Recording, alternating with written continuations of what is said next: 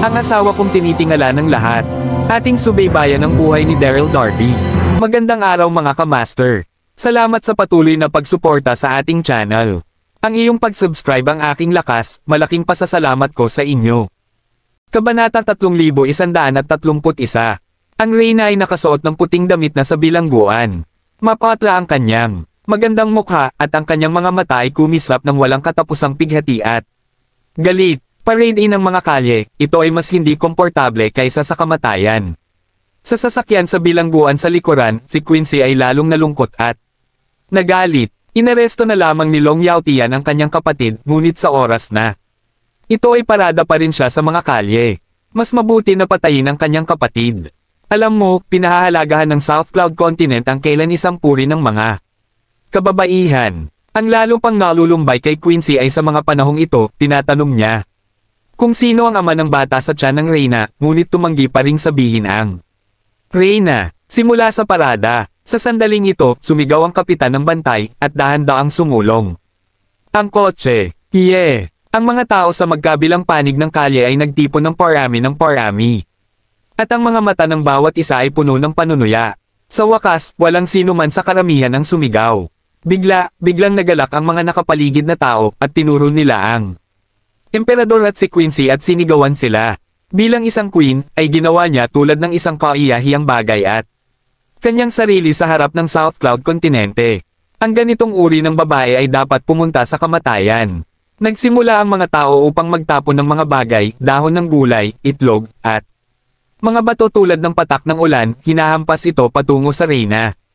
Ang mga kamay at paa ng Reyna ay mahigpit na nakatali sa sasakyan ng bilangguan, at hindi niya ito kayang maiwasan. Ilang sandali, ang lahat ng dumi ay itinapon sa buong katawan niya, sobrang nahiya.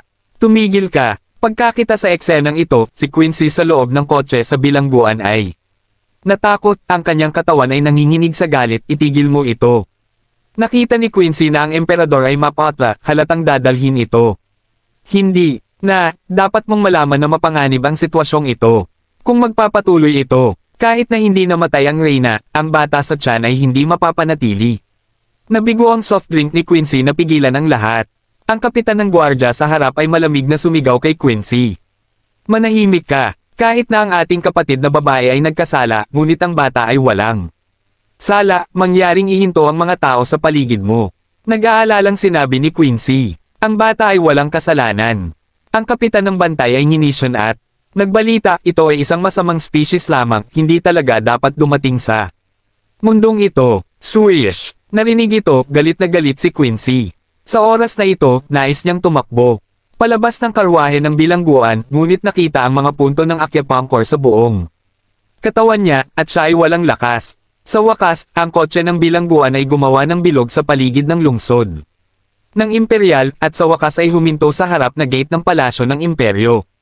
Sa sandaling ito, dahan-daang lumabas si Long Yaotian na sinamahan ng dahan-daang mga opisyal ng sibil at militar.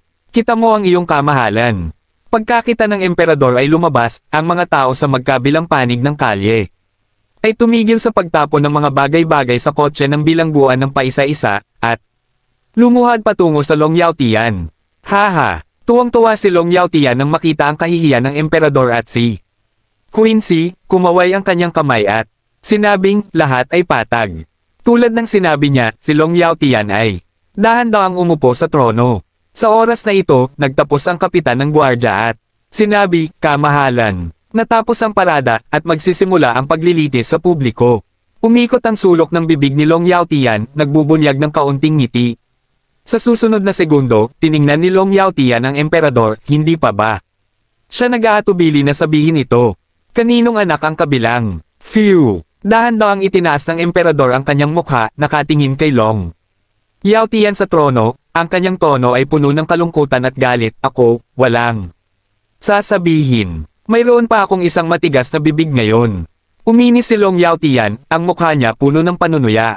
Ikaw ay isang Reyna, ngunit wala kang respeto sa sarili at pagmamahal sa sarili. Nakipagtalik ka sa mga kalalakihan at pinahiya ang pamilyang imperyo ng Nanyon. Kung patatawarin, kita ng mahina, hindi ba ang pamilyang imperyo ng Nanyon ang magiging katatawanan? Stock ng Mainland. Kabanata 3132. Ang boses ay nahulog, si Quincy ay hindi mapigil ang sumipsip, at malamig na. Sinabi, puno ng pagkukunwari, Long Yao Tian, nais mong patayin ang aking kapatid, sa lalong madaling panahon gawin ito, huwag nang magsalita ng kalokohan. Ha! Sa sandaling ito, ang mukha ni Long Yao Tian ay sobrang pangit. Bilang isang emperor, ngunit hinarap ni Quincy sa harap ng maraming mga tao. Nasaan ang mukha? Pagpapatupad. Sa galit, sumigaw si Long Yao Tian ng walang pag-aalangan. Sa isang iglap, maraming mga gwardya ng palasyo ang dumating, kinaladkad. Ang mga kapatid na si Quincy palabas ng kotse ng bilangguan at isinama sila sa platform ng pagpapatupad sa tabi nila. Pagkakita sa eksenang ito, hindi mapigil ang mag-usap ng mga taong nanunood. Sa paligid, ang ganitong uri ng walang kahihiyang babae, huwag kang magsalita ng kalokohan. Oo, bilang isang reyna, siya ay walang kahihiyan. Ito ay isang krimen. Patayin mo siya. Sa ilalim ng talakayan, maraming tao ang hindi makontrol ito na natiling emosyonal, itinuro ang emperador at sumigaw. Tumawag ka. Ang mga sumpa mula sa karamihan ng tao ay patuloy na dumarating, at ang magandang mukha ng reyna ay puno ng kalungkutan at kawalan ng pag-asa. Mamamatay ka na ba? Hindi nagkasundo. Kasabay nito, si Quincy ay mas nahihiya at nagalit, at patuloy na sumisigaw. Ang aking kapatid na babae ay hindi isang slut, siya ay sinisiraan ng puri. Gayunpaman, ang mga sigawan sa paligid niya ay masyadong malakas, at ang kanyang tinig ay mabilis na nahuli. Uminom ka. Sa sandaling ito, ang gwardya sa tabi niya ay sumigaw, pagkatapos ay iginuhit ang kanyang mahabang kutsilyo at direktang hinampes sa leeg ng reyna. Sa kawalan ng pag-asa, simpleng pumikit ang reyna. Hindi mahalaga kung mamatay ako, kawan mo lang ang hindi pa isinisilang na bata sa aking tiyan. Kutsilyo sa pamamagitan ng kutsilyo. Pagkakita sa reyna ay malapit ng mahulog sa lupa, ngunit sa kritikal na sandaling ito, isang sigaw ang nagmula sa kalangitan na hindi kalayuan, at pagkatapos, nakita ko ang kalangitan sa labas ng lungsod ng imperial, isang figure na lumilipad mabilis halika, magmukhang balisa. Si Daryl ito. Kalahating araw na ang nakalilipas, nalaman ni Daryl na ang emperador at si Quincy ay parada sa mga kalye, at sa wakas ay tatanungin sa publiko. Nagmamadali. Sumugod si Daryl nang hindi tumitigil. Whoosh! Sa isang iglap lang ng mata, dumating si Daryl sa entablado ng pagpapatupad. Tumayo sa harap ng emperador, at malakas na sinabi, sa akin dito, walang gustong sakta ng kanilang mga kapatid na babae. Ha! Sa sandaling ito, ang lahat ng mga mata ng lahat ng naruroon ay biglang natipon kay Daryl, lahat sila ay nagulat, at ang buong lungsod ng imperial sa loob at labas ay nakamamatay na tahimik. Tumagal ng ilang minuto bago sumiklab ang mainit na talakayan sa karamihan ng tao. Elysium Gate Sect Master Daryl Darby. Bakit siya dumating? Sa sandaling ito, natigilan din si Long Yao Tian. Daryl. Ang emperador at si Quincy ay hindi rin maipaliwanag na masaya. Lalo na si Quincy, nakikita ang pagdating ni Daryl sa kritikal na sandali.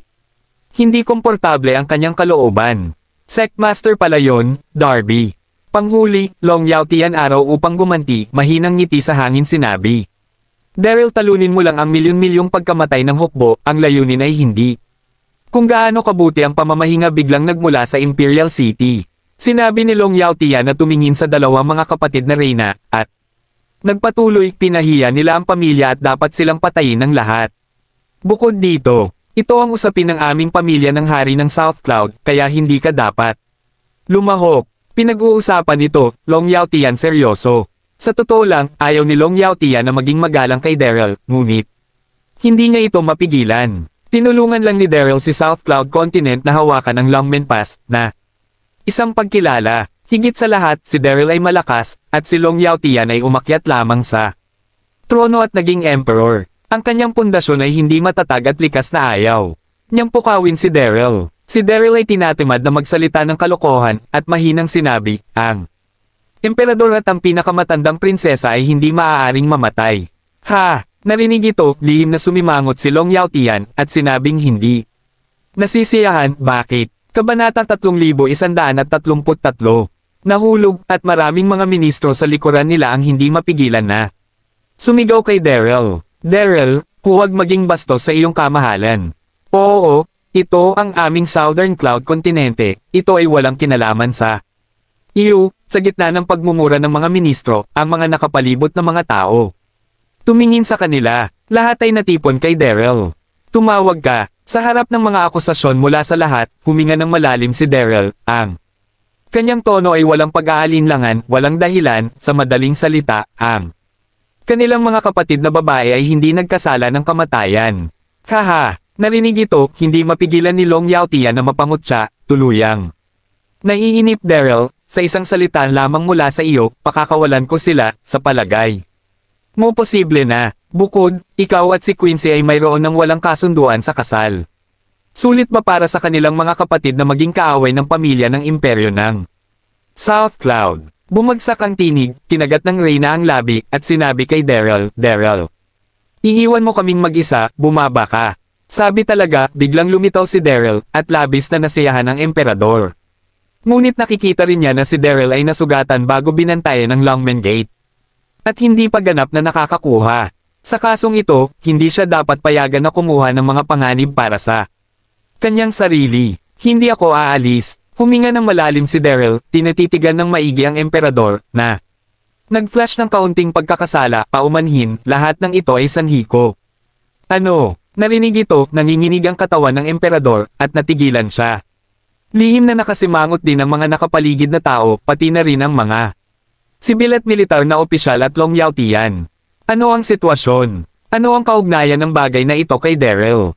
Daryl, paglipas ilang segundo, nag-react ang emperador at marahang sinabi kay Daryl. Ano ang pinagsasabi mo? Nahihiya si Daryl at dahan-daang sinabi, ako ang ama ng bata. Kaya, talagang nanalo ako, just watch you die. Ikaw. Nang marinig ito, naramdaman ng Reyna na humuhuni ang utak at hindi siya makatayo. Ang ama ng bata ay si Daryl, kailan ako makakasama? Kasabay nito, ang katabi ni Quincy ay tinamaan ng kidlat, nanginginig ang kanyang katawan, at ang mga mata ay nakatingin kay Daryl, puno ng pagkagulat at nahihiya. Di nagtagal, si Quincy ay bumagal at sumigaw kay Daryl, Daryl, bastard ka. Sa oras na ito, si Quincy ay puno ng galit. Dapat itong si Quincy, na dumungisan sa emperor ng kasuklam-suklam na pamamaraan. That's right. Kasabay nito, ang nakapaligid na lugar ay ganap na sumabog. Ama ng bata ay talagang si Daryl. Ito ay talagang kaiyahiya. Sandaling ito, Long Yaotian ay tumingin din sa Daryl malapit na, ang kanyang ekspresyon nagbabago. Makalipas ang ilang segundo, hindi mapigilan ni Long Yaotian na tumawa. Hindi ko talaga inaasahan na ang marangal na sekta ng Master ng Elysium Gate ay magiging labis na masalimuot na kahit ang dating Queen ng South Cloud ay maglakas loob na makisali. Narinig ito, si Daryl ay masyadong tamad upang ipaliwanag, at mahinang sinabi, anumang sasabihin mo, gayon paman, kailangan ko silang alisin. Ang tinig ay hindi malakas, ngunit ito ay walang pag-aalinlangan. Ang mukha ni Long Yaotian ay nagbago, ganap na galit na galit. Ang Daryl sa harap niya, kahit na siya ay sikat sa Siam na mainland, ay isang tao lamang. Paano ito matitiis kung magsalita siya ng isang ligaw na salita at hamakin ang kagaya ng pamilya ng imperyo ng South Cloud? Naghahanap ka ng kamatayan. Galit na sigaw ni Long Yaotian. Pagkahulog ng boses, inilabas ng mga nakapaligid na gwardya ng palasyo ang kanilang mahabang kutsilyo at sumugod patungo kay Daryl. Ang mga gwardya ng palasyo na ito ay hindi mababa ang lakas. Sa oras na ito, sabay silang sumabog, at ang natipon na lakas at ang nakapaligid na hangin ay napangit, at ang momentum ay kamangha-mangha. Pog! Nang makita ang mga bantay na ito na nagmamadali, lihim na nagbuntong. Hininga si Daryl, ayaw niyang gawin ito, ngunit para sa kaligtasan ng emperador at Quincy, wala siyang magawa. Sa susunod na segundo, winagayway ni Daryl ang kanyang kamay, nagpinta si Fangtian ng isang halberd at mahigpit na kinamayan ang kanyang kamay, at pagkatapos ay marahas na kumaway ito, at nakita niya ang isang nakasisilaw na dugo na sumabog na direktang bumabalot sa 12-dosenang mga gwardya. Kabanata 3134. Bang bang bang. Kasabay ng isang pagkabigla, nakita ko ang mga gwardya ng palasyo, lahat. Sila ay lumipad sa isang iglap, bumagsak ng paisa-isa mula sa gitna ng hangin. Namumutla ang kanilang mga mukha. Oo, umalis si Daryl sa silid at hindi nagsimula ng isang malaking pagpatay. Kung hindi man, ang mga gwardya ng palasyo ay maaaring namatay.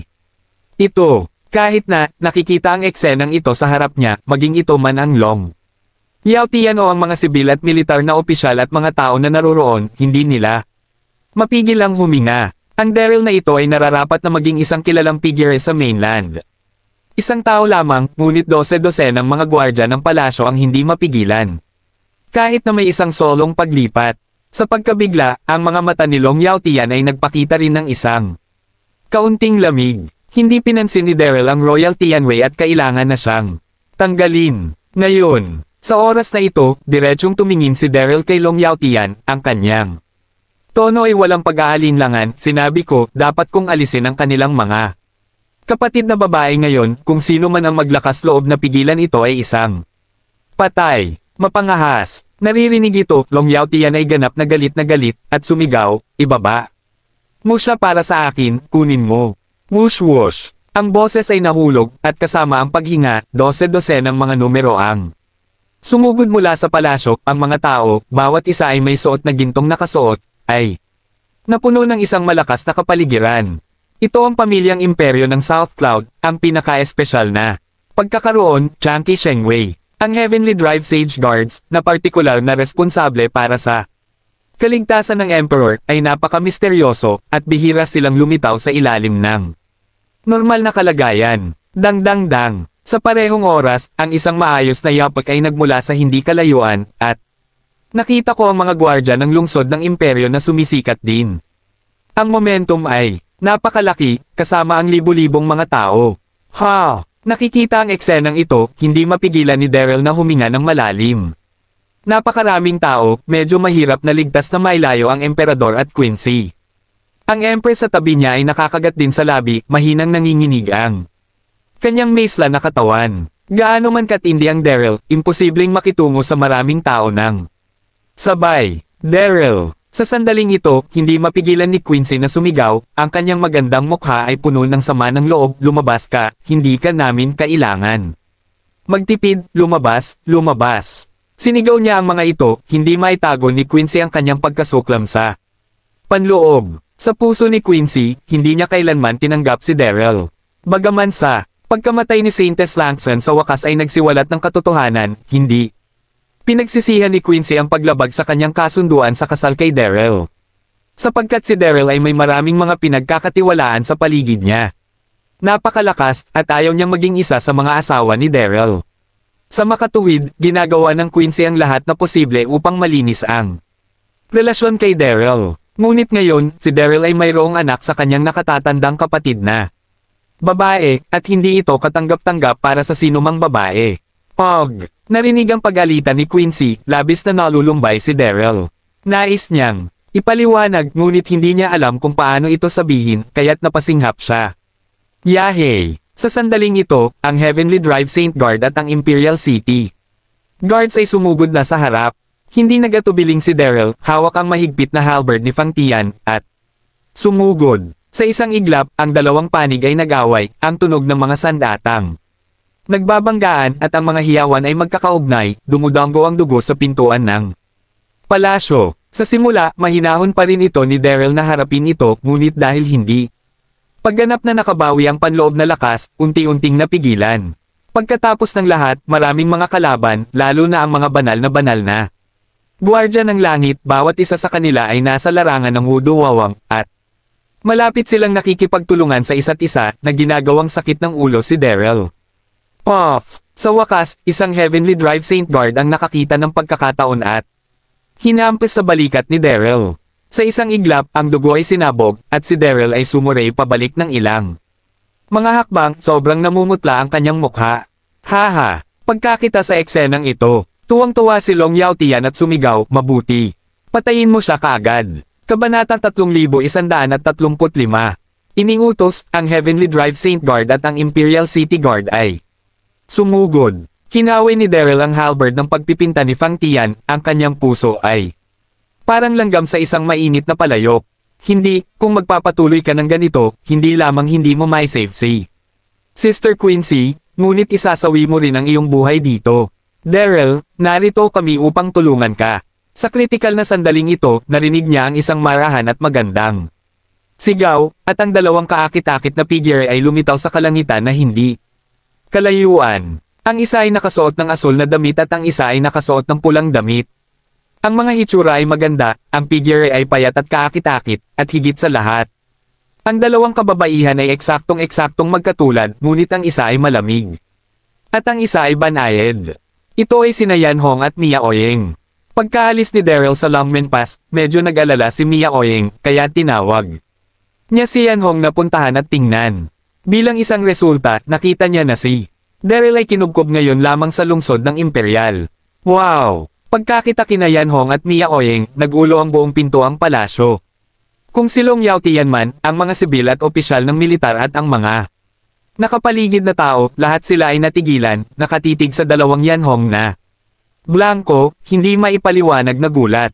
Dalawang magagandang kababaihan, hindi lamang eksaktong hitsura, ngunit napakalakas din. Ngunit ang mukha ni Quincy ay lalong naging pangit. Ilan ang mga konfidante ni Daryl ng bastard na ito. Maraming kababaihan sa paligid, ngunit kanilang dinamhan ang kanyang emperor na kapatid na hindi matatawaran. Mabilis. Pagkakita ni Yanhong at Mia Oyeng na dumating, nagulat at natuwa si Daryl. At nagmamadaling sumigaw, tulungan mo akong harangan sila. Narinig ito, sina Yanhong at Mia Oyeng ay hindi nag-atubiling, ang kanilang mga figure ay kamangha-mangha, at isang sumisindik na puwersa ang sumabog ng sama-sama upang makilala ang Heavenly Drive Saint Guard at ang Imperial City Guard.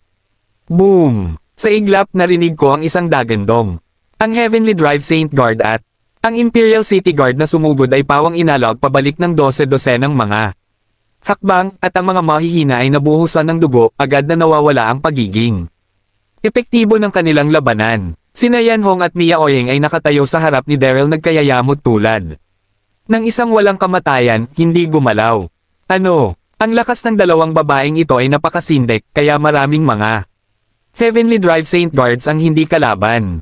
Pagkakita sa eksenang ito, nagulat ang Long Yaotian at ang mga sibil at opisyal ng militar. Alam mo, ang Heavenly Drive Saint Guard ay ang lihim na card ng South Cloud Royal Family. Sa maraming lumalabas na Heavenly Drive Saint Guards, kahit na si Daryl ay dapat iwasan ang gilid, ngunit nakaharap sa dalawang kababaihan sa harap niya, hindi nila maaaring kunin. Kung hindi mo ito nakikita ng iyong sariling mga mata, sino ang makakapaniwala dito? Wala sa kanila ang nakakaalam na sina Yanhong at Mia Oyeng ay hindi naman taga-mainland, ngunit ang mga pabula ay lumaki sa isang larangan ng ilusyon.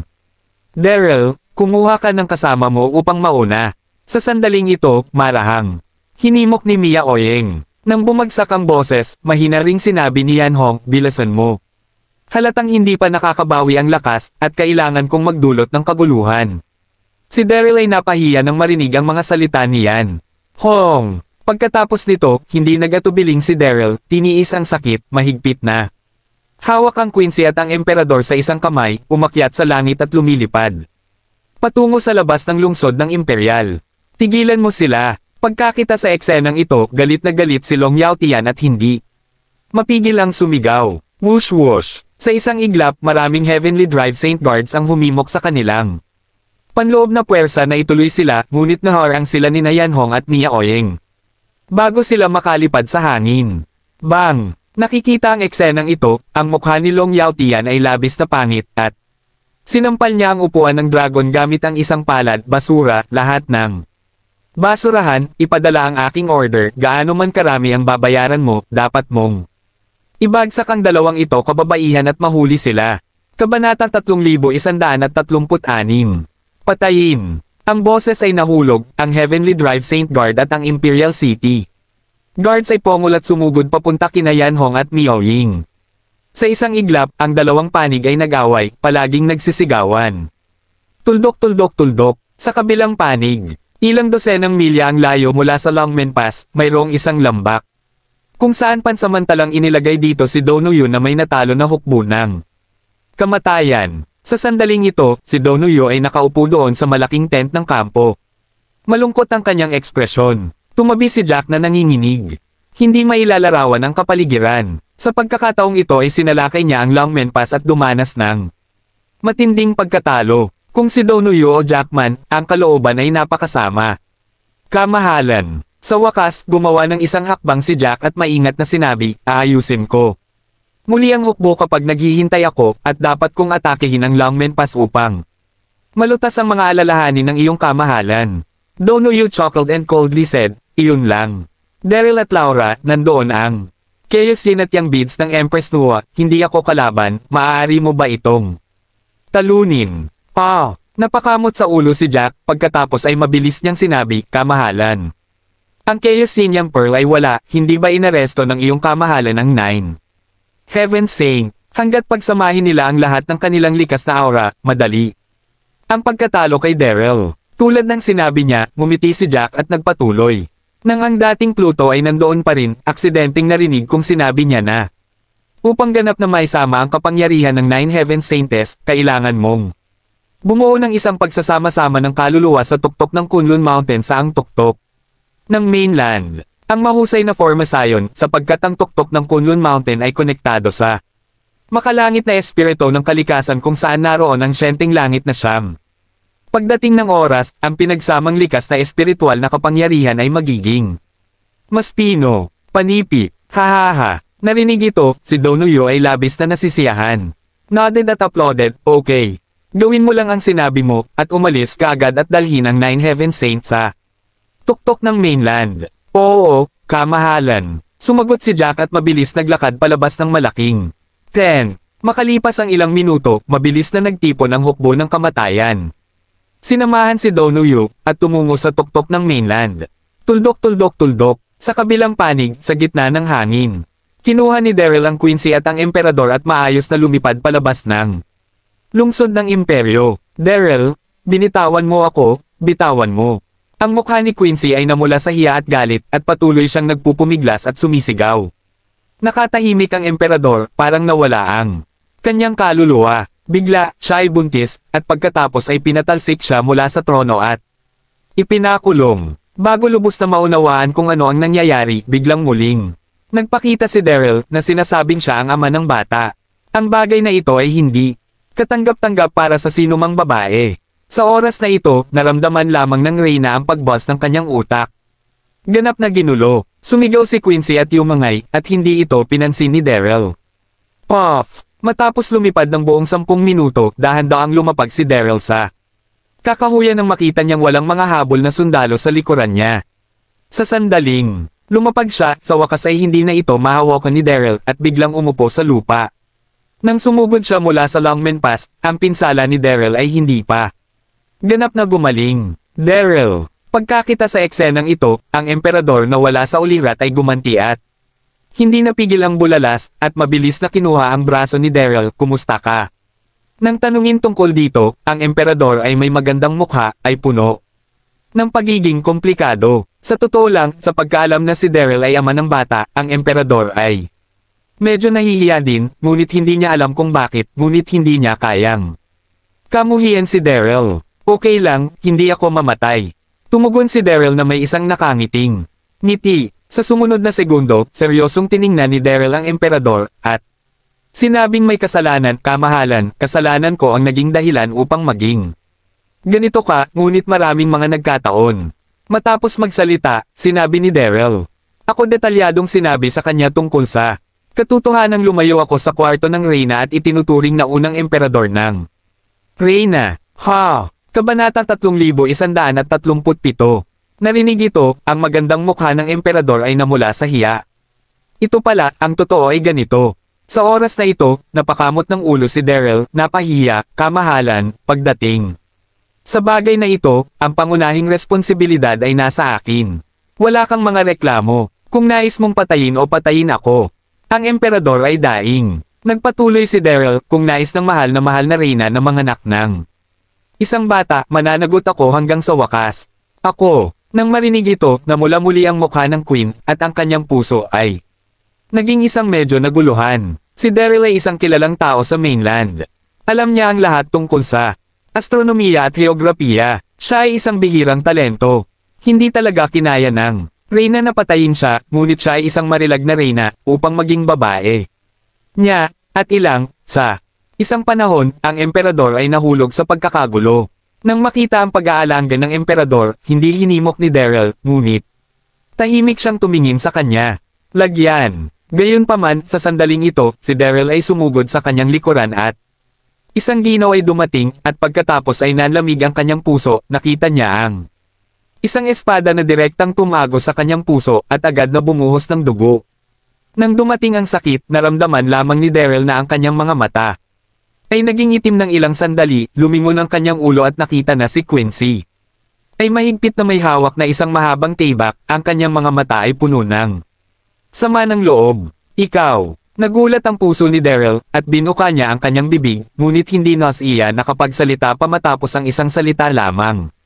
Naramdaman niya lamang na ang lakas ng kanyang katawan ay mabilis na kumupas, ang kanyang hininga ay labis na mahina, at ang lakas na magsalita ay nawala. At sa kanyang puso ay labis din ang pagkabigla. Hindi inaasahan ni Daryl na sorpresahin siya ng Quincy sa likuran ng mga eksena. Daryl. Pagkakita sa eksenang ito, laking gulat ng katawan ng emperador, at natigilan ang buong tao. Sa susunod na segundo, sinabi ng emperador kay Quincy, ano ang ginagawa mo?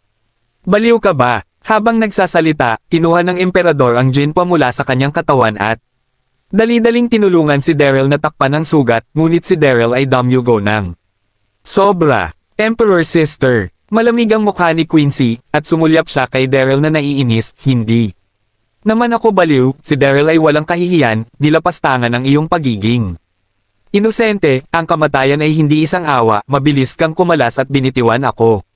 Pumatay. Hindi. Agad na umiling ang Reyna at sabik na sabik siya ay nasugatan.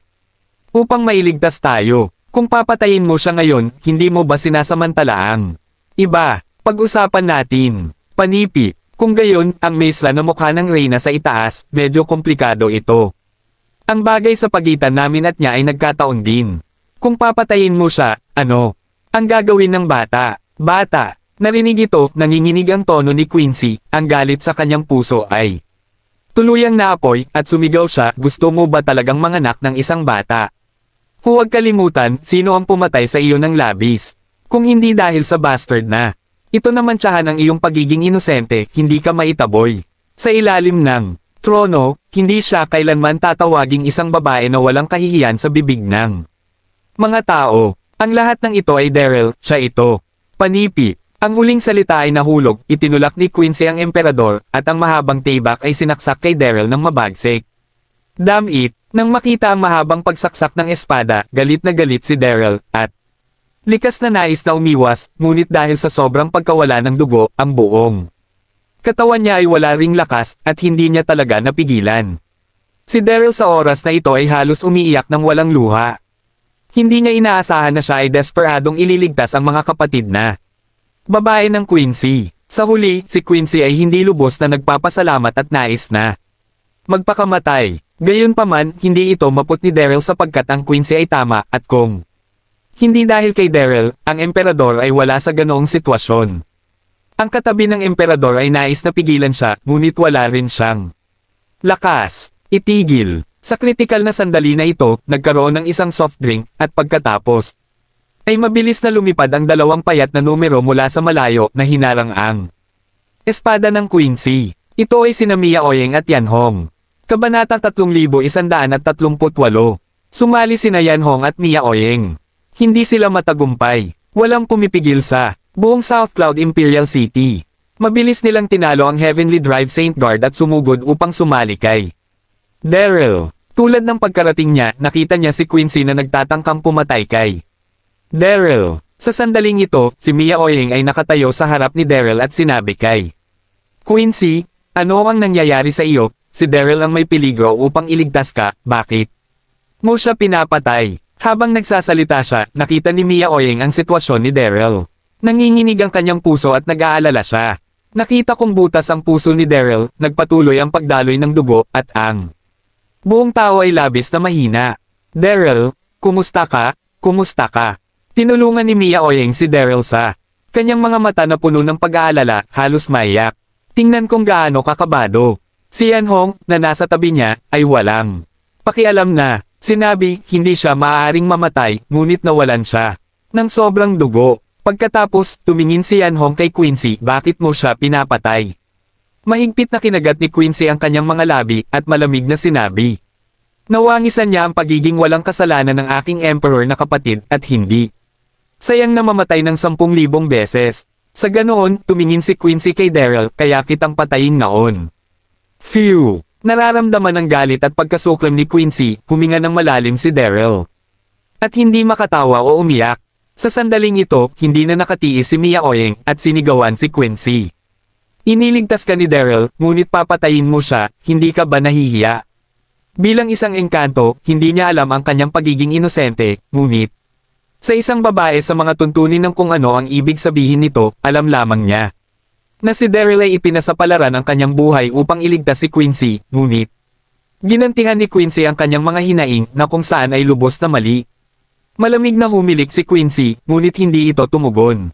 Okay. Sa oras na ito, si Yan Hong ay masyadong tamad na magsalita ng walang kwenta, at gaanong sinabi, ano ang gagawin mo sa kanya?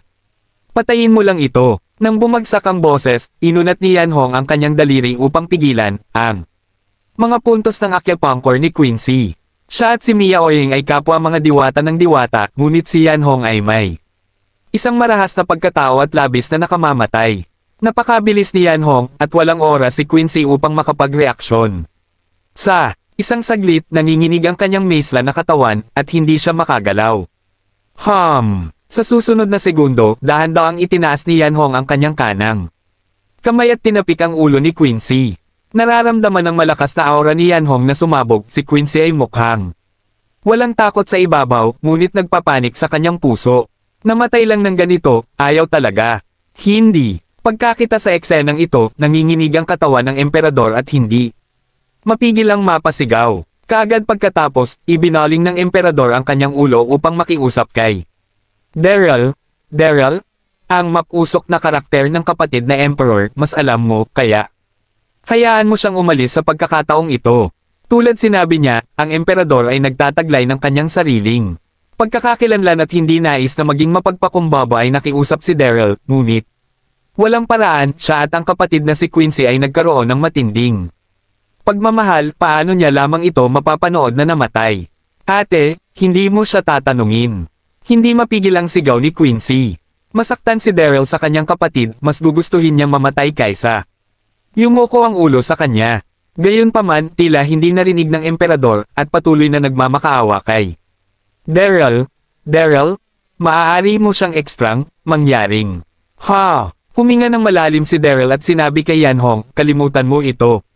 Bitawan mo siya. Sa totoo lang, ang sorpresang pag-atake ni Quincy mula sa likuran ay inis na. Inis si Daryl, ngunit alam din ni Daryl na ang mga kapatid ng Quincy sa ganoong sitwasyon, mayroon akong direktang relasyon.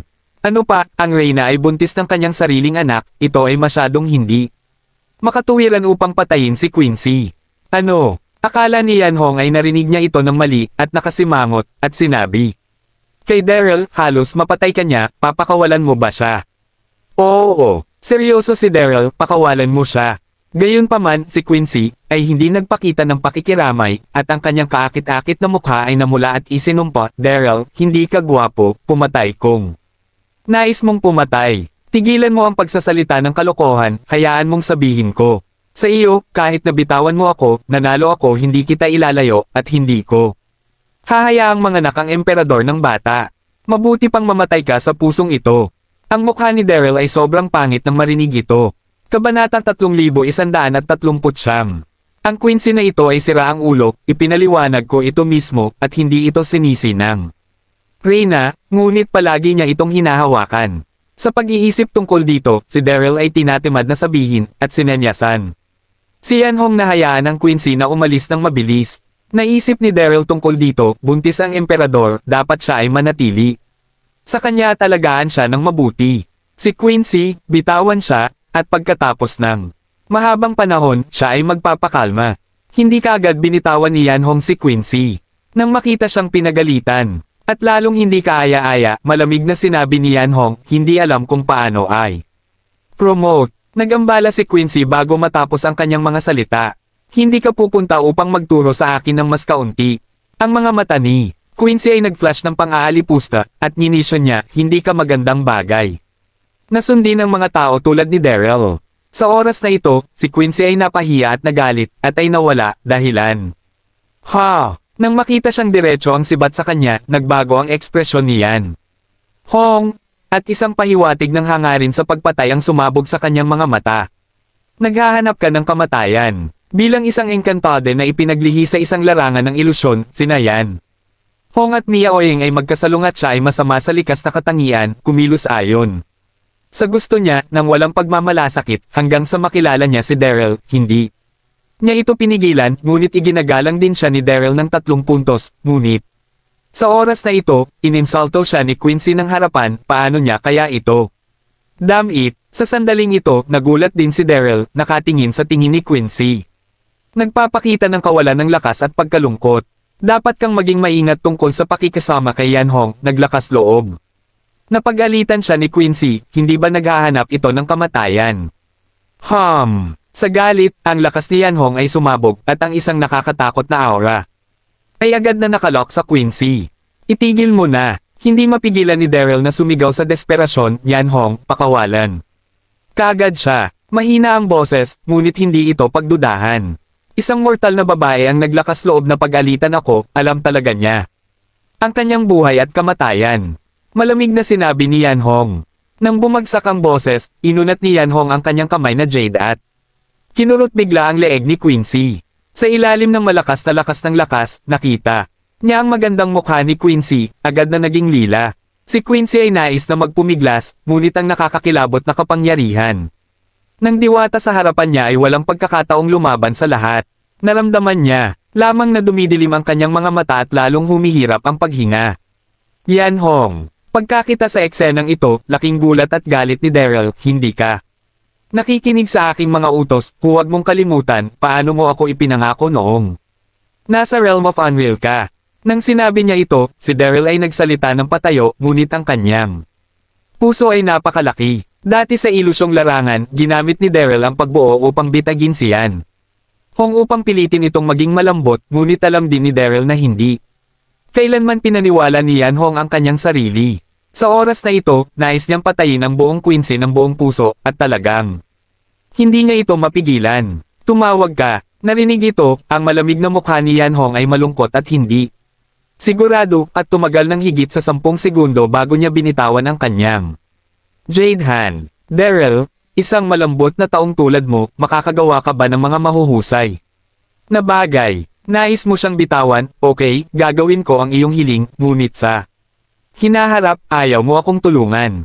Malinaw na ang mga kilos ni Daryl ay inis na inis sa kanya, ngunit walang paraan. Ipinangako niya kay Daryl sa napakaliit na larangan noon, at ang lahat ay dapat makinig sa kanyang mga utos. Ipinagmamalaki ni Yan Hong, ngunit ginawa niya ang sinabi. Tumawag ka. Nang makita ang eksenang ito, lihim na huminga si Daryl ng maluwag.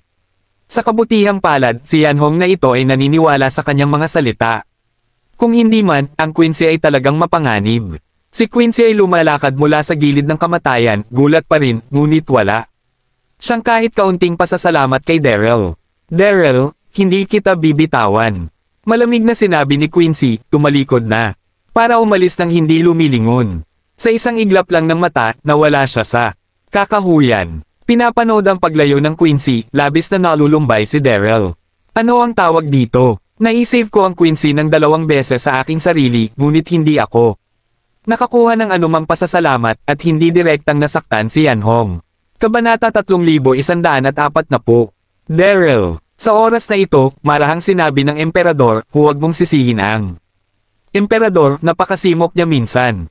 Ngumiti si Daryl na nangangahulugang ayos lang. Kinabahan si Mia Ouyang sa tabi niya. Daryl, ano ang nararamdaman mo? Tulad nang sinabi niya, umupo siya ng cross-legged upang tulungan si Daryl na pagalingin ang kanyang mga pinsala. Sasabihin ko na si Mia Ouyang bilang isang engkantade sa hindi masyadong mailusyon na lupain, ay isinilang na may dalisay na aura, at maya-maya, naging mapula ang mukha ni Daryl.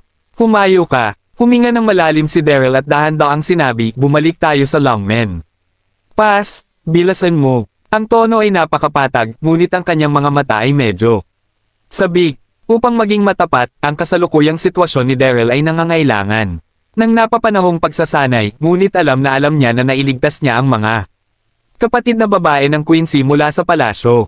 Si Long Yaotian ay hindi kailanman susuko. Tiyak na magpapadala siya ng isang hukbo sa Longmen Pass upang makitungo kay Yvette at Dax at sila. Sa makatuwid, kinakailangan na dapat tayong magmadali. Tuldok tuldok tuldok tuldok tuldok. Sa sandaling ito, South Cloud Palace. Sa loob ng bulwagan, umupo roon si Long Yaotian, sobrang dilim ang kanyang mukha. Ang orihinal na plano ay hukom sa publiko ang emperador at si Quincy ngayon, upang patatagin ang kanyang trono, ngunit hindi niya inaasahan na si Daryl ay biglang papatayin, hindi lamang ang pagliligtas sa mga tao, kundi pati ang paggulo. Sa palasyo, ulat, sa sandaling ito, ang commander ng gwardya ng imperial na si Liu Quan ay mabilis na lumakad, lumuhad na may kumabog, pawis na pawis, ang pag-iwas. Pinangunahan ng kanyang mga nasasakupan ng kanyang hukbo upang maghanap sa mga bundok at ligaw na lugar malapit sa lungsod ng imperial, ngunit palaging walang kinaroroonan ng Daryl. Basura. Narinig ito, galit na galit si Long Yaotian. Nang tumakas si Daryl, seryoso na siyang nasugatan, at imposibleng makatakas. Lumuhad doon si Liu Quan na nanginginig, hindi naglakas loob na makawala sa hangin. Ang susunod na segundo, kung ano ang iniisip, maingat na sinabi, kamahalan. Hangin sa bundok, kahit na nakatakas, ngunit ang pamilyang Carter, hanggat nahuli namin ang pamilya Carter, tiyak na magpapakita si Daryl. Lumayo ka. Narinig ito, ang mga mata ni Long Yaotian ay kumislap, at pagkatapos ay nagpakita siya ng ngiti, ito ay isang mabuting paraan. Bagaman nakatakas si Daryl, ang pamilyang Carter ay nasa Longmen Pass pa. Rin, paano niya ito makakalimutan? Sa pag-iisip tungkol dito, si Long Yaotian ay labis na nasasabik, at kaagad na nagutos kung ang order ay naipasa, ang mga tropa ay ipapadala sa Longmen Pass. At ang pamilyang Carter ay mapupuksa. Oo. Mabilis na tumugon si Liu Quan at lumakad sa labas ng hall. Makalipas ang ilang minuto, daan-daang libo ng mga elite sa lungsod ng imperial na pinamunuan ni Liu Quan ay sumugod sa Longmen Pass sa isang malakas na pamamaraan. Daan-daang libong mga imperial na elite ang umalis at ang pagtatanggol ng buong South Cloud Imperial Palace ay hamina ng maraming sa isang iglap. Sa oras na ito, ang gabi ay unti-unting nahuhulog at ang buong palasyo ng South Cloud ay nababalot ng gabi. Bigla, isang payat figure nagsakay mula sa isang distansya at nakalapag. Matatag sa itaas ng pinto ang daang hilagan sa mga imperial palasyo. Sa ilaw ng liwanag ng buwan, nakita ko siya sa isang mahabang maalab na pulang damit, ang kanyang compact na figure ay nakahiga, at siya ay lubos na kaakit-akit. Si Yan Hong. Bago nais pumatay ni Yan Hong kay Quincy, pinahinto siya ni Daryl na may matapang na ugali na ikinainis ni Yan Hong. Siya ay isang diwata sa ilusyong larangan, ang kanyang kalikasan ay masama at malupit, ngunit ang kanyang kalayaan sa pag-uugali ay pinaghigpitin ng isang tao. Sa oras na ito, wala kahit saan upang maibulalas ang kanyang mga hinaing at plano niyang makahanap ng gulo sa pamilya ng imperial ng South Cloud. Ha! Sino? Napakatapang. Maglakas loob na pumasok sa palasyo. Siya ito, ang babaeng tumulong kay Daryl dati. Bigla, natagpuan ng gwardya ng palasyo si Yan Hong at nagpapanik ng isa-isa. Habang nagpapanik, marami sa mga mata ng mga gwardya ay tumingin kay Yan Hong na walang kurot. Kabanata 3141. Kagandahan. Ang babaeng ito ay napakaganda, ang kanyang mukha ay maganda, at ang kanyang figure ay perpekto, nang walang anumang mga bahid, ang hininga lamang na pumuno sa kanyang katawan, masyadong malakas, masyadong mabangis. Walang pakialam si Yan Hong sa mga titig ng mga gwardya na ito, ang kanilang malamig na ekspresyon, nang walang kaunting pagbabago-bago.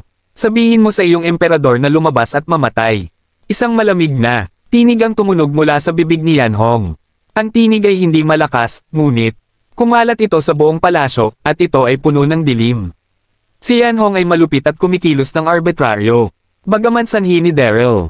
Ang nangyari ngayon, mayroon din itong hindi direktang ugnayan kay Long Yaotian. Kinailangan na tuparin ni Yan Hong ang kanyang pangako at walang magawa kay Daryl. Kaya't maaari lamang niyang ikalat ang apoy sa South Cloud Royal Family at Long Yaotian. Ano? Nang marinig ito, ang lahat ng mga bantay sa ibaba ay labis na natakot.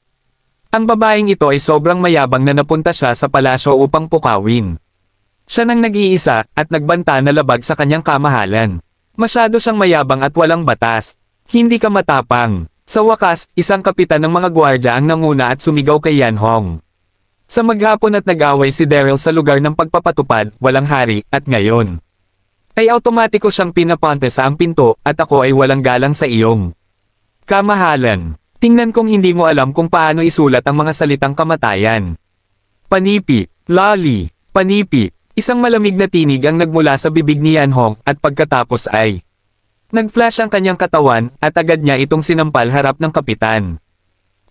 Bago pa makapagreaksyon ng kapitan, lumipad siya at nagsabog ng isang piraso ng dugo sa hangin. Pagdating niya, namatay na siya sa galit. Nakita ang eksenang ito, ang iba pang mga gwardya sa eksena ay hindi mapigil ang makahinga ng maayos, malakas. Ang lakas ng babaeng ito ay ganap na abnormal. Alam mo, ang kapitan ng bodyguard ay ang lakas din ni Wudu Wawang, kaya si Yanhong ay tinamaan. Nang isang segundo, may nag-iingay sa palasyo, halika at tumulong. Sa pagkabigla, maraming gwardya ang hindi mapigilan na sumigaw. Sa maikling panahon, lahat ng mga gwardya sa buong palasyo ay naalarma, kasama na ang Heavenly Drive Saint Guards, lahat ay dumating. Nakikita ang napakaraming mga gwardya na dumarating, malamig ang ekspresyon ni Yanhong nang walang kahit kaunting pagbabago-bago. Sa susunod na segundo, tumingin si Yanhong sa paligid, hindi nakikita si Long Yaotian, at hindi mapigil ang mapang uyam na sinabi, ang iyong bagong emperador, may kakayahan ba ito? Hindi ako maglakas loob na lumabas ng mag-isa. Kung ganito ang kaso, ihahatid kita patayin, sunugin ang palasyo ng isang sulo. Tingnan kung saan siya maaaring magtago.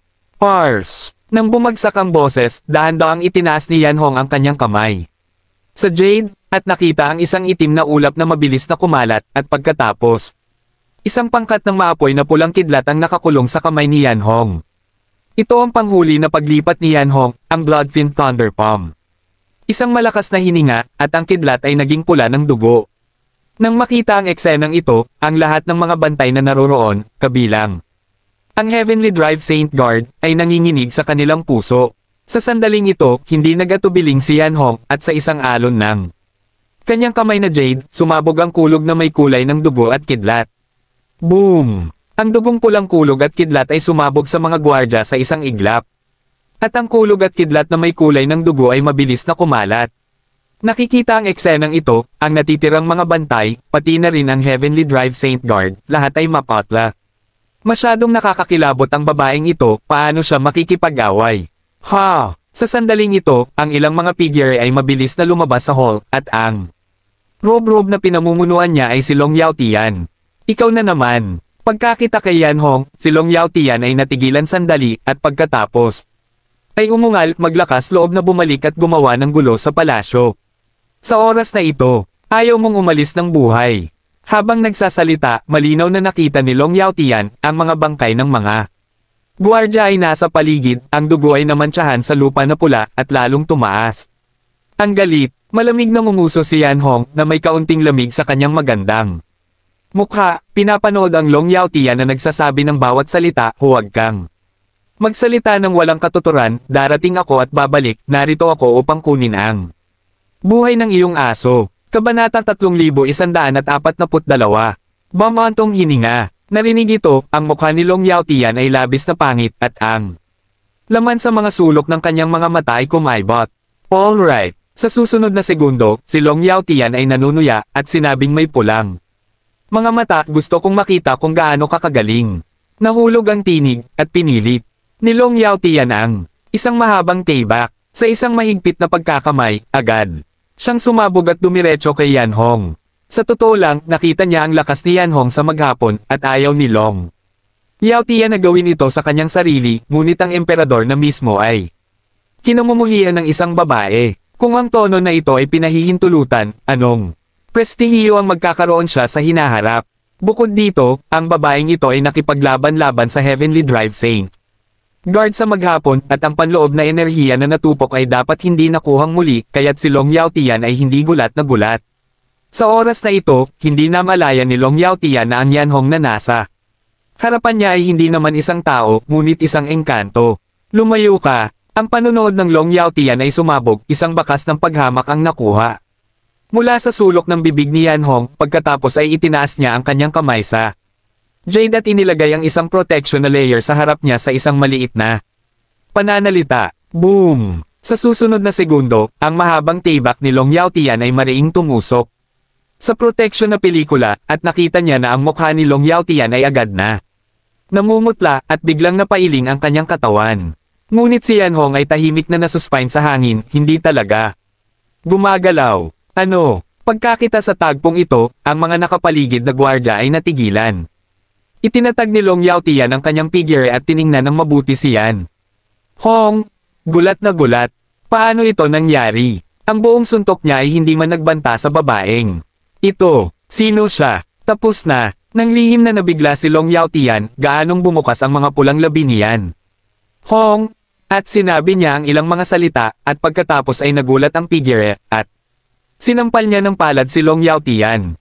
Kung saan man dumaan ang figure, ang kalangitan ay napangit. Bang! Napailing lamang si Long Yaotian, ang kanyang panloob na lakas ay nabalisa. At wala siyang oras upang umiwas. Ang palad na ito ay direktang binasag ang tuktok ng kanyang ulo at ang kanyang buong katawan ay nahulog sa lupa, nanlaki ang kanyang mga mata, at tuluyang nawala ang kanyang hininga. Si Yan Hong ay tumayo doon ng may pagmamalaki, nakatingin sa bangkay ni Long Yaotian, na may malamig na mga mata sa kanyang mga mata. Sa kanyang puso, ang pagpatay kay Long Yaotian ay hindi naiiba mula sa pagdurog ng isang langgam. Tumawag ka. Sa sandaling ito, ang nakapaligid na mga gwardya ay natahimik lahat, at ang madla ay nakamamatay na tahimik. Ang iyong kamahalan ay patay na. Sa wakas, hindi ko alam kung sino ang sumigaw, at maraming mga gwardya ang nagkalat sa pagmamadali, na nangangarap na tumakas. Tuldok-tuldok-tuldok. Sa kabilang panig, sarado ang gate ng dragon. Sa lobby ng mansion ng nagtatanggol na general, isa-isang naupo sina Chester, Dax at iba pa, lahat ay medyo nababahala. Si Daryl ay nagtungo sa lungsod ng imperyo ng mag-isa at hindi alam ang nangyari. Dahil bago umalis si Daryl, sinabi lamang niya na iligtas ang emperador at si Quincy, ngunit hindi sinabi ang nauugnay na mga detalye, kaya't ang lahat sa Chester ay hindi alam ang tiyak na sitwasyon. Hindi maganda. Sa sandaling ito, mabilis na lumalakad si Sarah na may bakas ng gulat sa kanyang maselang mukha. Ang pamilya ng hari ng South Cloud ay nagpadala ng isang pangkat ng mga elite at nakarating na sila sa labas ng lungsod. Narinig ko na ay para sa aming pamilya Carter. Ano? Nang marinig ito, sina Chester, Dax at iba pa ay tumingin sa bawat isa sa sorpresa at walang katiyakan. Naging sanhi ba ng kaguluhan si Daryl sa South Cloud Imperial City? Hindi tama iyan. Tumulong lang si Daryl upang bantayan ang Longmen Pass. Espesyal na ipinag-utos din ng bagong emperador ng Southern Cloud Continent ang isang tao na magpadala ng isang masaganang regalo. Imposibleng baguhin ang kanyang mukha sa isang kisap mata. Huwag magpanik. Sa oras na ito, nag-react si Chester at dahan-dahang sinabi, labas tayo at tingnan. Sinabi niya, nauna na siyang lumabas. Sa nagdaang ilang araw, sa tulong ni Bing Yao, ganap na natanggal ni Chester ang kontrata ng kaluluwa, at ang kanyang mga pinsala ay marami ring na-recover. Matapos mapupuksa ang kontrata ng kaluluwa, ang mga masasamang sining ng aswang na mundo na sinasaka ni Chester ay nawala ng walang bakas. Kasabay nito, nawalan din siya ng kontrol sa Blood Buddha. Dapat mong malaman na ang hukbo ng Blood Buddha ay patay na sa loob ng libu-libong taon. Sinasabing si Chester ay isang buhay na patay bago niya matanggal ang kontrata ng kaluluwa, at upang makontrol ang lumulutang na estatwa ng dugo sa pamamagitan ng alindog ng tigre, at kapag nawala ang kontrata ng kaluluwa, mawawalan siya ng kakayahang kontrolin ang dugo na lumulutang estatwa. Kabanata 3143. Nawala ang kontrol sa Blood Buddha, hindi nakakahiya na si Chester, siya ay nagbago pabalik sa isang normal na tao, at makakasama niya ang kanyang mga kapatid. Sulit ang presyo. Sina Dax, Yvette at ang iba pa ay nagkatinginan at sumunod. Pagdating ko sa labas ng gate ng lungsod, nakita kong may lumabas na ring ibang mga sekta. Tumawag ka. Nang makita ang eksena sa harapan niya, maging si Chester o Yvette at iba pa, natigilan silang lahat. Nakita ko ang 200,000 elites ng lungsod ng Imperial, naghihintay sa buong labanan. Sinasara ang buong gate ng dragon, napapaligiran ng mga iron barrels. Ang mga elite na ito ng lungsod ng imperyo ay mas malakas kaysa sa mga tagapagtanggol ng Longmen Pass, pantay na nakasuot ng sandata, armado ng mga sibat at nakamamanghang kagilahilalas. Sa harap ng mga piling hukbo na ito, isang lalaking nakasakay sa isang kabayong pandigma, nakasuot ng gintong nakasuot, ang kanyang mukha ay malamig. Si Liu Quan ang namamahala. Hoy! Sa oras na ito, hindi napigilan ni Dax na tumingin ng diretso kay Liu Quan.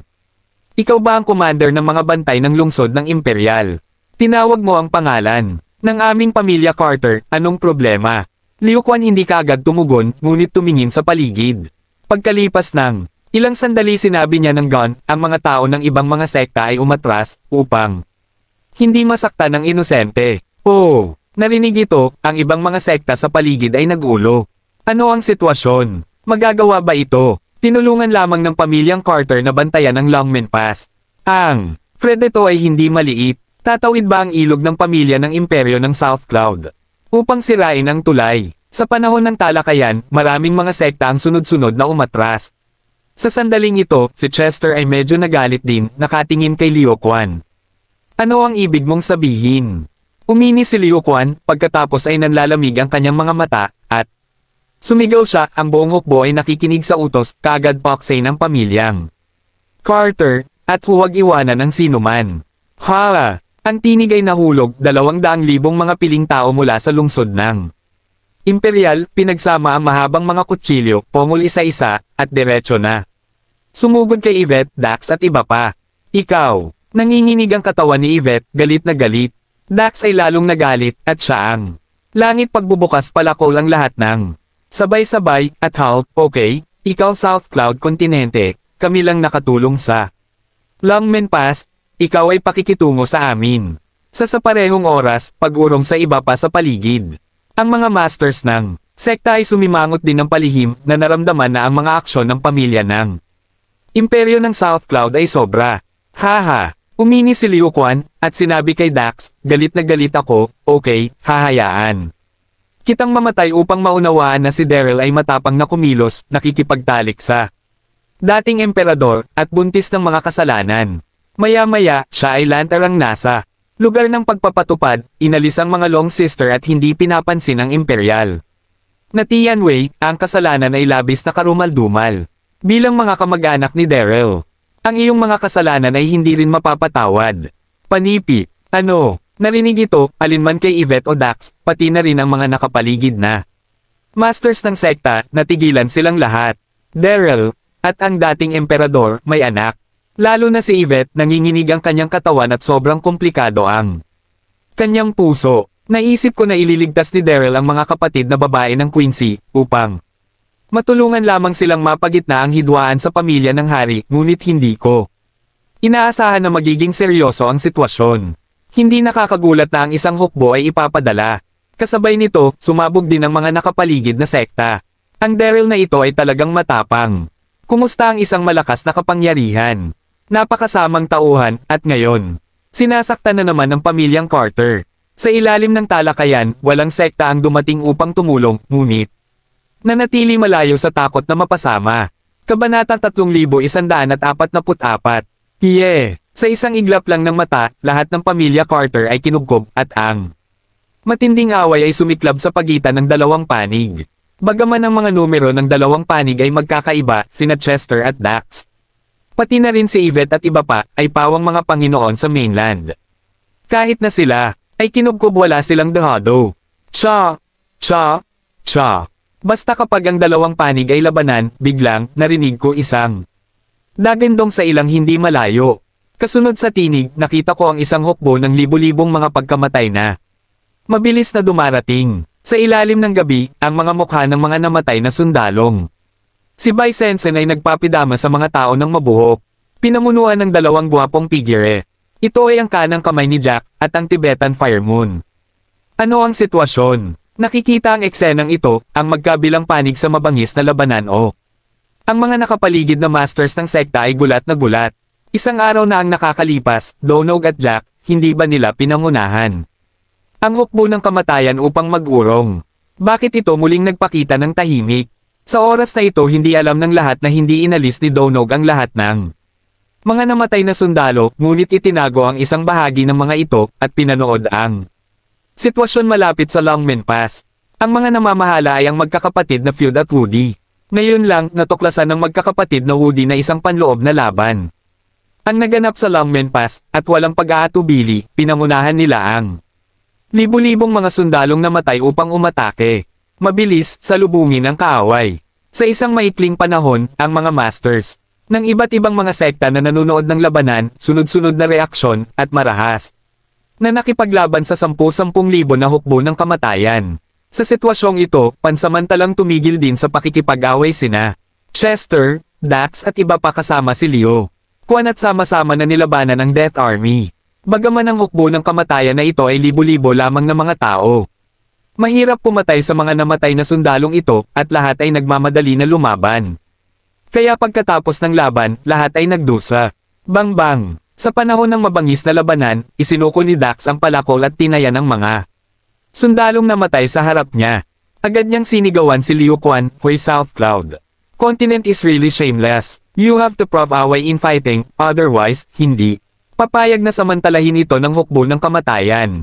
Panipi. Ang boses ay nahulog, at sinabi din ni Chester, oo, kung nawala ang lungmen. Pa sa oras na ito, ang krimen ng imperyo ni South Cloud ay hindi makatakas. Nang sinabi niya ito, labis na balisa si Chester. Pakikitungo lamang kay Liu Quan at elite ng pamilya Carter, ang pamilya Carter ay hindi natatakot, ngunit ngayong sinasamantala ito ng hukbo ng kamatayan. Naiiba ito. Nonsense. Inis na inis si Liu Quan nang marinig niya ito, at galit na sinabi, kung hindi dahil sa kalokohan ni Daryl, bakit ka pa kikilos sa iyo sa Southern Cloud Continent? Oh, nakapaligid nagtatalo ang mga sundalo ng kamatayan. Sumigaw ang alulong. Nalunod ang kanilang tinig. Ang sitwasyon ay nakakakuha ng mas maraming krisis. Sa sandaling ito, maraming mga numero ang nagmula sa malayo, ito ay sina Daryl, Mia Oying, at ang tatlong mga Empress. Ano? Nang makita ang eksena sa harapan niya, ang puso ni Daryl ay napailing at nag-aalala siya. Nagmamadali siyang bumalik muli sa takot dahil takot siyang aksyonan ng pamilya South Cloud laban sa pamilyang Carter. Hindi niya inaasahan na huli na ang isang hakbang na ito maliit na hukbo ng kamatayan. Kasabay nito, nanginginig din ang Emperor sa tabi niya at laking gulat. Hindi inaasahan, ang labanan sa unahan ay napakalungkot. Sa sumunod na segundo, hindi ito maisip ni Daryl at sinabi kay Mia Oying. Mia Oying, ibagsak mo agad ang dalawang kapatid. Hindi siya nakabawi mula sa kanyang mga pinsala at kaya hayaan mo lang si Mia Oying. Si Daryl ay bihasa sa sining ng gyera, alam ang katotohanan tungkol sa pagkuha ng mga magnanakaw muna at hanggat kontrolado ang magkapatid na feud at Woody, ang 10,000 patay na sundalo ay hindi dapat maging sanhinang pag-aalala. Tumugon si Mia Oying at lumipad ang kanyang figure at dumiretso sa Woody at feud. Isang babae, lumapit at mapangahas. Pagkakita ng paparating na si Mia Oying, si Feud ay hindi gulat na gulat, ang kanyang mga mata ay puno ng paghamak. Si Woody ay nanunuya din, at sumali sa Feud upang makitungo kay Mia Oying. Sa simula, ang dalawa ay puno ng kumpiyansa, ngunit unti-unting naramdaman nila na may mali. Kahit na paano sila magtulungan, hindi nila masaktan si Mia Oying. At hindi nila mahawakan ang mga sulok ng kanyang palda. Kabanata 3145. Sa wakas, natagpuan ni Mia Oying ang pagkakataon, itinaas ang kanyang kamay. At naklik ang mga active point ng mga kapatid. Biglang, pareho sina Feud at Woody na parehong umiling ang kanilang mga katawan at hindi makagalaw. Hayaan mong tumigil kaagad ang mga namatay na sundalong ito. Lumakad si Daryl, huminga ng malalim, at sinigawan ang mga kapatid. Haha, malamig na ngumiti si Woody at tuso na sinabi, ang hukbo ng kamatayan. Sundin lamang ang mga utos ni na Lord Jack at Pluto. Kung may kakayahan ka, mahahanap mo sina Lord Jack at Majesty Pluto. Sa kabila ng pagkakadakip buhay, nasa likuran pa rin niya. Sa pag-backup ni Pluto, hindi nagulat si Feud. Si Feud sa tabi din niya ay mukhang malamig at mayabang. Galit, inis na inis si Daryl. Kahit na nahuli niya ang nangunguna sa kapatid na Woody, hindi humihinto ang mga libo-libong mga hukbo ng kamatayan at magpapatuloy ang labanan. Daryl, patayin mo sila. Oo, patayin mo sila ng direkta. Ngayon, nang makita ang sitwasyon dito, sina Dax at Chester na naglalaban pa rin, ay hindi mapigil ang sumigaw. Narinig ito, tumango si Daryl kay Mia Oying, sumenyas upang magsimula. Dahil ang dalawang magkakapatid ay hindi nakipagtulungan, direkta nilang pinatay upang hindi makaiwan ng mga kaguluhan. Daryl. Sa sandaling ito, biglang may naisip si Daryl, at sinigawan si Daryl, huwag mo muna silang papatayin. Narinig kong sinabi ni Bing Yao na upang makontrol ang mga hukbong ito ng kamatayan, kailangan mo ng isang sumpa sa pagpapatalsik. mangyaring suriin ito sa kanilang dalawa. Tumanggo si Daryl, mabilis na lumakad sa dalawang magkakapatid na feud, at hinubere ng pang-itaas na damit sa katawan. Sigurado, nakita nila ang isang mahinang asul na alindog na nakapinta sa kanilang mga likuran. Nakita ni Daryl na ang dalawang kagandahan na ito ay pininturahan ng mga pintura na natatangi sa mundo ng aswang at hindi talaga ito mahugasan ng tubig. Gayunpaman, agad na nag-isip si Daryl ng isang paraan upang payagan si Miaoying na gamitin ang kanyang likas na espiritual na enerhiya upang direktang ikalat ang mga spell sa mga kapatid. Sa sandaling natanggal ang spell, libu-libong mga patay na sundalo sa larangan ng digmaan ang tumigil sa pakikipaglaban isa-isa at natahimik doon, tulad ng isang rebulto. Puff! Puff! At sina Woody at Feud ay parehong nanginginig at bumagsak ng direkta sa lupa na may gulat na ekspresyon. Ayan yon. Ang sumpa ng exorcism sa kanyang katawan ay nasira. Libu-libong mga mandirigma sa kamatayan ang bumagsak, at kung alam ni na Pluto at Jack ang tungkol dito, hindi nila hahayaang umalis ang kanilang mga kapatid. Tumawag ka. Sa oras na ito, lihim na huminga ng maluwag ang mga nakapaligid na master ng iba't ibang mga sekta. Sa kasamaang palad, bumalik si Daryl sa oras, kung hindi man, ang longmen pass ay mapanganib talaga. Gayunpaman, sa damdamin, lahat ay tumingin sa mga mata ni Daryl ng walang kahit kaunting pasasalamat, ngunit sa halip komplikado. Lalo na ang mga piling tao ng lungsod ng imperial na pinamumunuan ni Leo, Quan, at sina Dax, Chester at iba pa ay malamig na nagkaharap. Ang amoy ng pulbere ay malakas, at nasa gilid na ito ng apoy. Daryl. Sa wakas, Leo Quan ay matitig na tinitigan si Daryl at hindi mapigil ang sumigaw. Naglakas loob ka pa bang bumalik sa Longmen Pass? Inutusan ako ng iyong kamahalan na ibalik ka at ang pamilya Carter. Bagaman nalutas lamang ni Daryl ang krisis sa Longmen Pass, hindi dapat kalimutan ang kanyang misyon. Sa anumang kaso, dapat siyang arestuhin at ibalik sa lungsod ng imperial upang hawakan ang kanyang kamahalan. Hindi tumugon si Daryl, walang malasakit ang kanyang mukha, ngunit ang puso niya ay labis na mapait. Sa buong bagay, talagang ako ang may kasalanan. Pagkatapos ng lahat, nagkaroon ako ng ulan sa Tagsibol buong gabi nang hindi alam ng Queen na naging sanhi upang mabuntis siya at mawala sa trono. Pagkatapos ng lahat, ang pamilya ng hari ng South Cloud ay tama. Ngunit sa ngayon, sinisira ng Donuyo ang mainland. Ang hangin at ulan. Paano niya masusundan si Liu Quan pabalik sa lungsod ng imperial? Ang iyong kamahalan. Secretly sa bundok ng hangin na lulumbay kapag, biglang, hindi. Malayo mula sa langit ay dumating ang isang malabong boses, ang utos ng kanyang kamahalan sa iyong bibig. Tingin ko, hindi ka na kailanman makita siya ulit. Ang huling ang mga salita ay nahulog, at isang manipis na figure ang mabilis na lumipad. Ang magandang mukha ay sobrang lamig, at kasabay nito ay may kaunting panlibak. Yan Hong yan. Kabanata 3146. Ha! Narinig ito, si Liu Quan ay natigilan, nakakunot ang noo at nakatingin kay Yan Hong. Ano ang ibig mong sabihin? Lihim ding kumunat ang noo ni Daryl, na may masamang pahiwatig sa kanyang puso. Napatawa si Yan Hong, nakatingin sa mga mata ni Liu Quan na puno ng paghamak, at mahinang sumulat. Hindi mo ba ito naririnig? Ang iyong kamahalan, 2 oras na ang nakalilipas, ay pinatay ko. Sinabi niya, parang si Yan Hong. Nakangiti at nakatingin Daryl ng nakangiti. Daryl, nagpadala ang Emperor ng isang tao upang habulin ka. Napakasama nito, at tinulungan kitang lutisin ito. Nang sinabi niya ito, napakalinaw ng tono ni Yan Hong na para bang sinasabi ang isang bagay na hindi gaanong mahalaga. Ito ay lamang na may isang bakas ng tuso sa kanyang mga mata. Oo, sadyang ginawa ito ni Yan Hong. Bago sinubukan ni Daryl ang kanyang makakaya upang protektahan si Quincy. Labis na ikinagalit ni Yan Hong at pinatay si Long Yaotian kasama si Daryl upang mawala ang kanyang galit. Sa oras na ito, gumawa siya ng isang espesyal na paglalakbay upang sabihin kay Daryl na siya ay hindi komportable. Narinig ito, kapwa nagulat si Liu Quan at ang iba pang naruroon. Siya, pinatay niya talaga si Long Yaotian.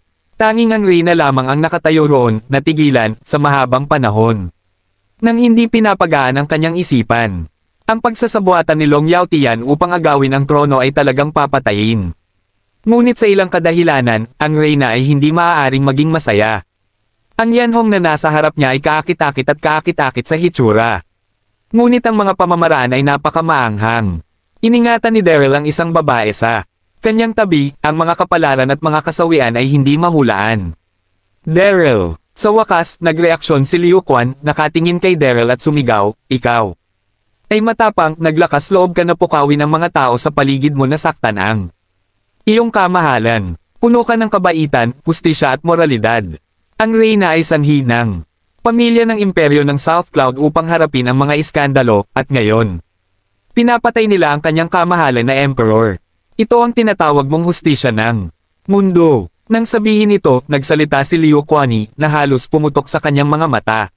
Sa sandaling ito, nais ni Liu Quan na magbigay ng isang utos na hayaan ang mga piling tao ng lungsod ng imperial sa likuran niya na gawin itong muli upang makuha si Daryl, ngunit naramdaman niya ang lakas ni Yanhong at Nia Oyeng, at wala siyang lakas ng loob. Ano pa, sa nakaraang santukan, ang mga sundalo ay naubos, at wala na silang kakayahang lumaban. Nang bumagsak ang boses, marami ring napag-usapan ang mga nakapaligid na masters ng sekta. Magpadala ng isang tao upang patayin ang Emperor ng South Cloud, ang Daryl. Na ito ay sira ang ulo. Haha, hindi upang magpatuloy sa pakikipaglaban sa dating emperador. Ang sikat na Elysium Sect Master ay walang iba kundi iyon.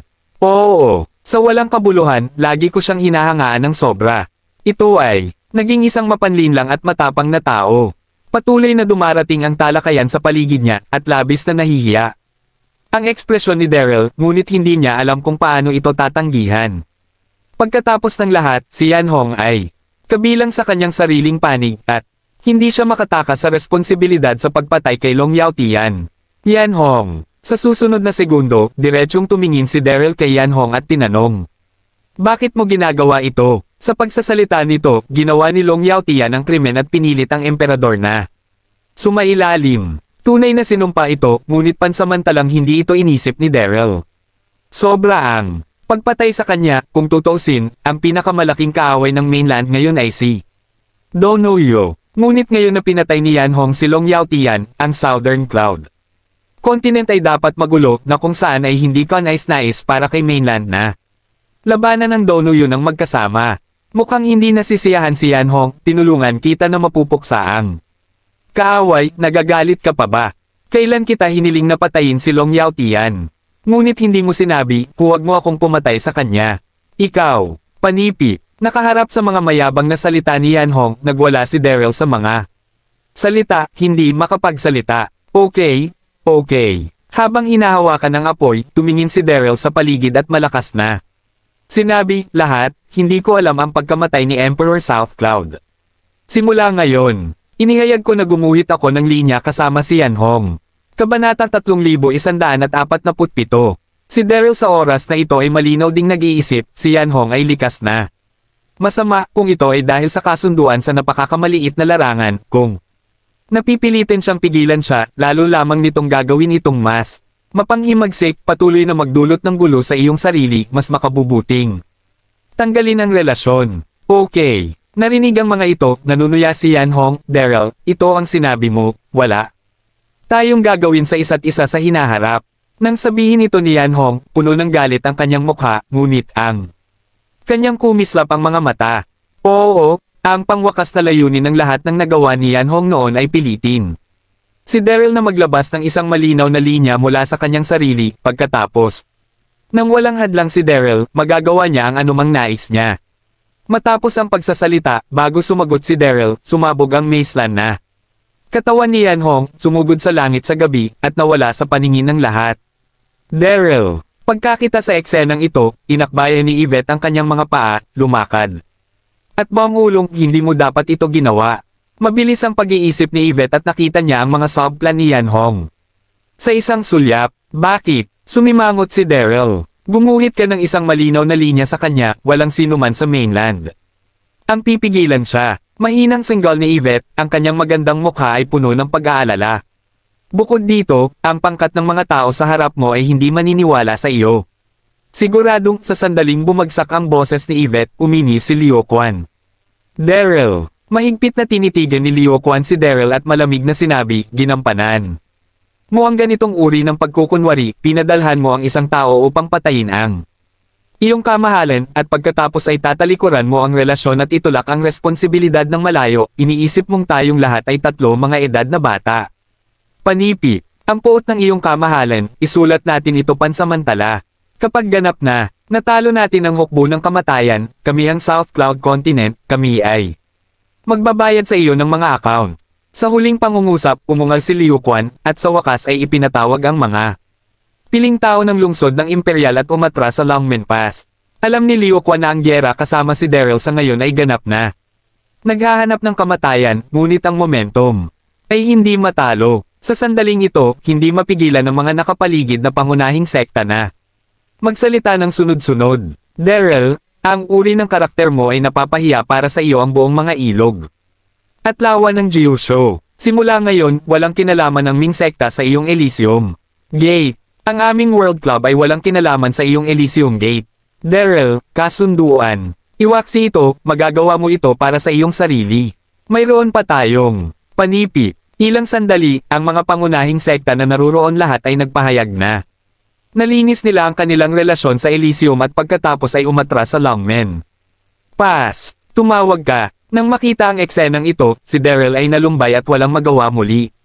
Si Yvette, Chester at iba pa ay nagkatinginan, ang kanilang mga ekspresyon ay labis na naagrabyado. Ginawa mo, sa sandaling ito, hindi mapigilan ni Dax ngunit sumingit, at ang pagbukas ng palakol sa kanyang kamay ay matindi ang tumama sa lupa at isinumpa ang pangkat ng mga tao na ito. Ang buong espesyal na code ay nasa tubig, at ang hangin ay para sa mainland. Matapos gawin ang napakaraming bagay, sa kanilang bibig, sila ay naging kasuklam-suklam. Pagkatapos, dumura si Dax kay Longmenguan, sino ang bihirang makipag-alyansa sa iyo. Sa oras na ito, lumakad si Chester at nakadirekta kay Daryl. Inaaliw niya, Daryl, huwag kang maging komportable. Kahit na hindi ka maintindihan ng buong mundo, hanggat magkasama ang tatlong magkakapatid, ang mga malalaking bagay ay wala. Oo, sumagot si Dax. Tumango si Daryl, biglang sumikip ang kanyang dibdib, at pagkatapos ay nagkatinginan ang tatlong magkakapatid at ngumiti.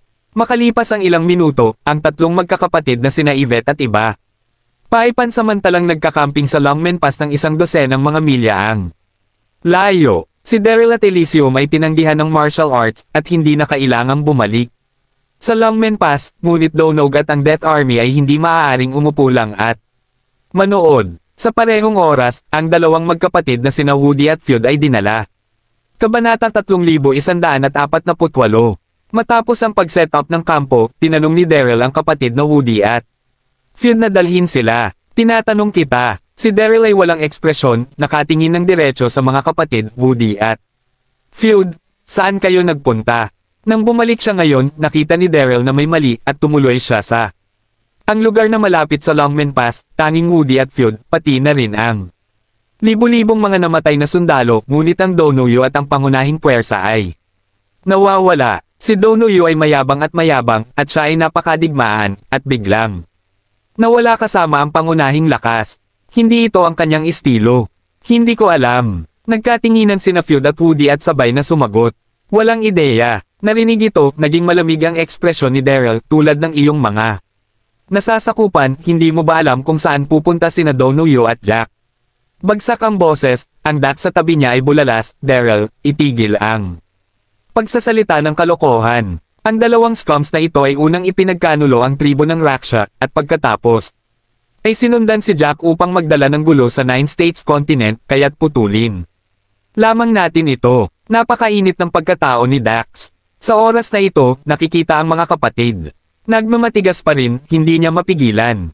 Mahusay na sage. Sandaling nahulog ang mga salita, si Chester na nakaupo sa tabi niya ay nagbigay ng isang mapangiti ng ngiti. Huwag ka munang magsalita, hayaan mong magpasya si Daryl. Ang dalawang kapatid ay kanang kamay ni Jack at dapat ay hindi madali pinatay. Tumigil sa pagsasalita si Dax.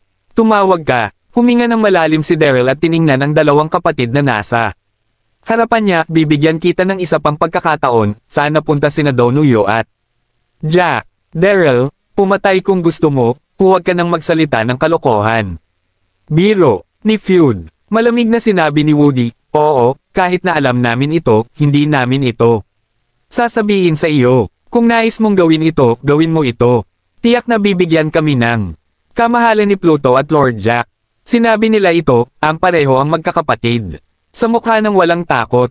Kahit na si Daryl talaga ang pumatay sa kanila, magagamit ni Donohue ang kapangyarihan ng aswang na mundo upang muling buhayin sila, kaya't wala itong walang laman. Ginawa mo, nang makita na ang mga kapatid ay hindi kumakain, ang ekspresyon ni Daryl ay sobrang pangit, ngunit wala siyang magawa. Sa sandaling ito, isang payat na tao ang lumakad, isang asul na mahabang asul na yelo, at isang nagyayelong ugali na hindi malapastangan sa buong katawan niya. Maganda bilang isang engkanto, hiwalay mula sa mortal na mundo, si Bing Yao. Iyon, matapos tulungan ni Bing Yao si Chester na maalis ang kontrata ng kaluluwa. Nagpunta siya upang siyasatin ang kalagayan ni Donohue, ngunit sa oras na iyon ay umalis si Donohue kasama ang pangunahing puwersa. Nanghuli si Bing Yao ng isang araw at gabi, ngunit hindi nahanap ang kinaroroonan ni Donohue, at sa wakas ay bumalik sa walang nagamit. Nang bumalik ako sa Longmen Pass, nakita kong wala sina Daryl at Chester. Noon ko lang nalaman na ang Daryl at Elysium ay hindi kasama ng mga ilog at lawa ng Jiusho, at sa wakas ay natagpuan dito. Bing Yao, bumalik ka na. Tuwang-tuwa si Daryl nang makita si Bing Yao, at mabilis na sinabi, natagpuan mo ba kung nasaan si Donohue? Hindi. Bahagyang bumukas ang mapulang labi ni Bing Yao, at binigkas niya ang dalawang salita. Ha! Sa susunod na segundo, nahulog ang mga mata ni Bing Yao sa dalawang kapatid. Nahudi na may matinding puot sa kanilang mga mata. Pakiramdam ng tingin ni Bing Yao, hindi maipaliliwanag na nagkalat ang mga kapatid. Ano ang tinanong mo? Tinanong ni Bing Yao si Daryl. Umiling si Daryl, ang dalawang taong ito ay hindi takot sa kamatayan. Kaya't wala silang tinanong kahit ano. Hindi takot sa kamatayan. Nakasimangot si Bing Yao, dahan-dahang lumakad sa harap ng dalawang magkakapatid, itinaas ang kanyang kamay, isang kakilakilabot na hininga ang pumuno sa kanya, at nakita niyang lumitaw ang kanyang palad, nagpapalabas ng isang sumpa sa Ming. Nakikita ang sumpa ng Ming sa palad ni Bing Yao, ang mga kapatid ay hindi maipaliwanag na nagpapanik, at huminga ng halos sabay. Ikaw, anong gagawin mo? Hindi mapigil ang sabi ni Woody, nanginginig ang boses nito. Sinabi ni Bing Yao na blanko, alam kong hindi ka natatakot sa kamatayan, ngunit huwag kalimutan, ako ang dating reyna ng Pluto, ang ilan sa mga pamamaraan ng Pluto, gagawin ko rin. Ang dahilan kung bakit hindi ka natatakot sa kamatayan ay sapagkat maaapektuhan ka niyan pagkatapos ng kamatayan. Si Donohue ay nabuhay na. Mag-uli, kaya tiwala ako. Nakita mo ba ang sumpa sa aking palad? Hanggat pagbaril ko sa iyong ulo, matatakot ka at walang posibilidad ng muling pagsilang. Kabanata 3149. Tumawag ka. Nang bumagsak ang boses, mahinang winagayway ni Bing Yao ang kanyang palad. At tinapik ang ulo ng pinakamalapit na Tibetan Fire Moon. Nang makita ang sumpa na palapit, si Feud ay pinahina ang kanyang mga binti sa takot, at mabilis na sinabi ko. Ang Woody sa tabi niya ay mapatla din, ganap na wala ng kanyang dating kayabangan at kalmado. Haha, tuwang-tuwa si Daryl nang makita ang eksenang ito. Sa kabutihang palad, naroon si Bing Yao. Kung hindi, talagang walang paraan upang kunin ang dalawang kapatid. Sa pag-iisip tungkol dito, sumigaw si Daryl sa mga kapatid, bilasan ninyo. Nanginginig at nag-squat si Feud, kamahalan ng Hades at Panginoong Jack. Nagpunta sa Kunlun Peak. Ano? Narinig ito, si Daryl ay natigilan, at pagkatapos ay tinanong, ano ang gagawin mo upang pumunta sa Kunlun? Ibinaba ni Feud ang kanyang ulo at sinabi sa takot, ang kamahalan na hari ng Hades ay isasanib ang kapangyarihan ng 8 santo, at naroroon ang mga santaong siyam na langit. Ang pasukan sa makalangit na Espanya ay nasa itaas lamang ng Kunlun Peak. Kaya, panipi, sa mga susunod na minuto, hindi itinago ni Feud ang kaunting impormasyon, at sinabi, ang lahat alam niya. Sa totoo lang, ayaw itong sabihin ni, sapagkat ang kapalaran ng pagtataksil sa Hades ay kawaila hilakbot, ngunit walang paraan. Kung hindi mo ito sinabi, mawawala sa iyo ang iyong kaluluwa. Ha! Alam ang mga pangyayaring ito, parehong nagbago ang ekspresyon ni Daryl at Bing Yao. Hindi nakapagtataka kung saan ang kinaroroonan ni Donohue ay mahirap hanapin. Ito ay lumabas na kinuha niya ang pangunahing puwersa ng hukbo ng kamatayan sa Kunlun Extremely. Mabilis. Sa wakas, nanguna si Chester sa pagriyak, at itinuro sa mga tao sa labas. Bilasan mo at ipagbigay alam sa mga pangunahing pintuan ng Longmen Pass, upang maaari silang magmadali sa Kunlun ng nagmamadali. Sa pamamagitan nito, sinabi ni Chester kay Daryl, hindi tama. Mamaya, mabilis na. Tayong mag-alis. Kung pagsamahin ni Donuyo ang kapangyarihan ng 8 santo, ang mga kahihinatnin ay magiging mapahamak. Tumanggo si Daryl, at nagmamadaling nagpadala ng isang tao sa Longmen Pass upang iulat ang sulat, at sabay na binati ang lahat upang maghanda na umalis. Mag-ulat. Pagkatapos ng ilang minuto, ang taong ipinadala sa Longmen Pass ay mabilis na bumalik na. May pangit na ekspresyon, bumalik kay Brother Daryl, ang mga pangunahing sekta ng Longmen Pass. Hindi ako naniniwala na si Donuyo ay nasa tuktok ng huminto tayo sa pag-aaksaya ng ating mga pagsisikap.